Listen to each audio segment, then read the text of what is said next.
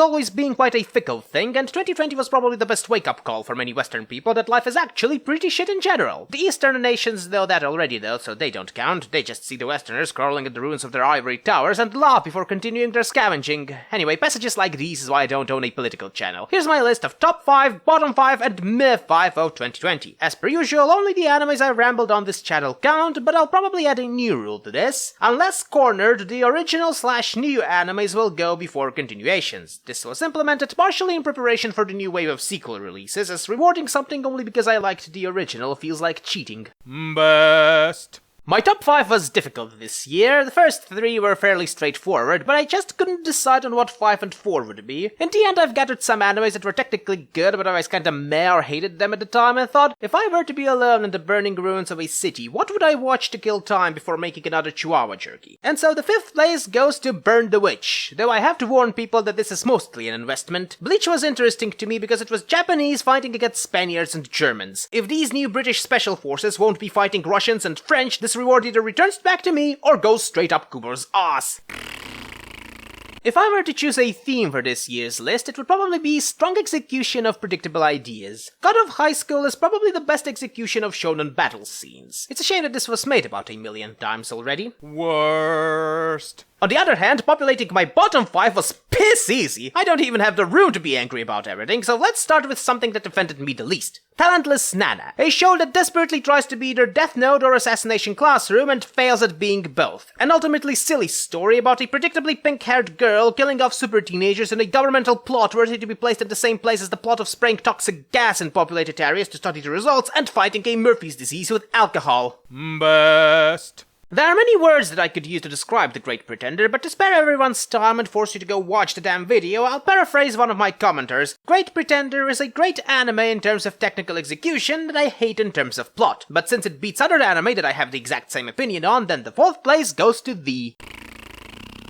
There is not much to say about this one, because what I've said about the God of High School is applicable to this as well. Noblesse is not a bad anime by any stretch. The biggest problem with it is that it is basically One Punch Man, but every character is a K-pop singer. Worst. Brand New Animal and Great Pretender are similar in that both are anime that are technically good at what they've set to achieve, but I hate them plot-wise. But once you start comparing them, you'll probably see why it's the bottom 4th. Say what you want about the predictability of The Great Pretender, at the very least the story is very concise, with every more or less important character getting quite a fair share of screen time to be both established and developed. Meanwhile, BNA's characters pretty much end on a spectrum of being the important ones and the side people nobody cares about. Also, a note to anyone planning on writing stories featuring oppressed people: if you're going to compare your oppressed minorities with Jews during World War II, it would be best if the main villain is not the most proud, pure-blooded Jew of them all. It kinda muddies the message. Best. In a good year, by the grace of gods, would probably end up on the meh 5 to be perfectly honest with you, but this year, this anime was the one I'd watch to relax myself, and as far as these isekai stories go, it at least offers a competently crafted story where the hero doesn't feel overpowered to an extent and is still fun to watch. As you all know, I hate comedy anime, so to some this may even be considered a reward, but don't be fooled, listeners. Misfit in a Demon Academy is a comedy in the same way jokes about proctology are supposed to be funny, in that they are only funny if you never had a man shove foreign objects down your anus with only vague notions of consent. Misfit in a Demon School's comedy comes from it doing basically the same thing all other isekai anime do, only it is supposed to be funny because the hero acknowledges it, which is not how irony works. Worst. Listeners has about the same problems as BNA. The plot is silly, the characters are predictable and one note, and the ending is dumb. But while BNA has the additional layer of insult by comparing Beastmen to Jews, Listeners has several layers of 1 being a mecha anime with barely any good mecha fights, and 2 the end message of every enemy turning into a slightly weird human. Hence why it's on the 3rd place. Best.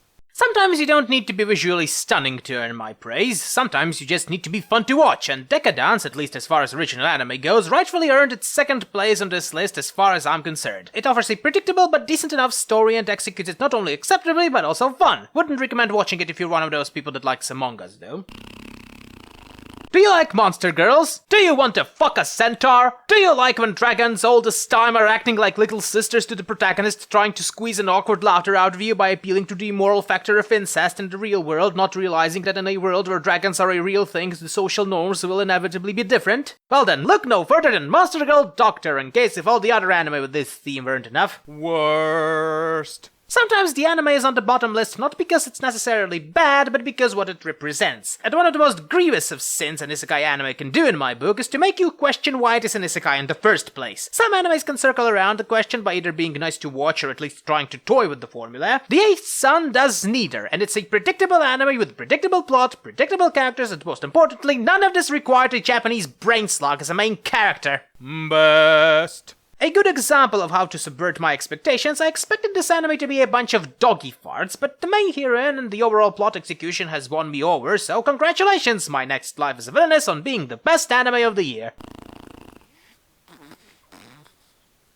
And for the blandest anime of the year, here's The Blunderer! I could have probably said something more about it, but I don't even remember most of what happened there, other than it had time travel in it and the first half of the show was boring and the other half was try-hard. Worst. Well, no point beating around the bush for this one, it's Gibiate. What more can I say about this pile of nutria barf? A terrible anime with terrible graphics, terrible plot, and terribly predictable characters. Sometimes people say that passion projects like this should be tolerated because passion projects aren't supposed to be liked by anyone other than the people who make it, to which I say, no.